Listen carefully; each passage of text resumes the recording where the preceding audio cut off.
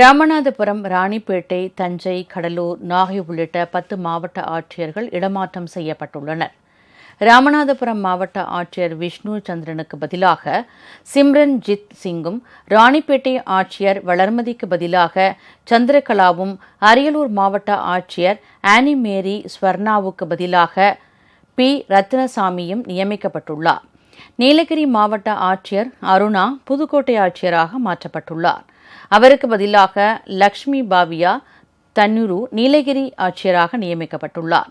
தஞ்சை மாவட்ட ஆட்சியர் தீபக் ஜாக்கோபுக்கு பதிலாக பிரியங்காவும், நாகை மாவட்ட ஆட்சியர் ஜானி டேம் வர்கீஸுக்கு பதிலாக பி. ஆகாஷும் நியமனம் செய்யப்பட்டுள்ளார்.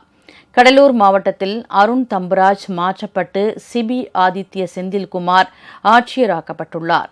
கன்னியாகுமரி ஆட்சியர் ஸ்ரீதருக்கு பதிலாக ஆர். அழகு மீனாவும், பெரம்பலூர் ஆட்சியர் கற்பகத்திற்கு பதிலாக கிரேஸ்லால் ரிட்சியும் நியமிக்கப்பட்டுள்ளனர்.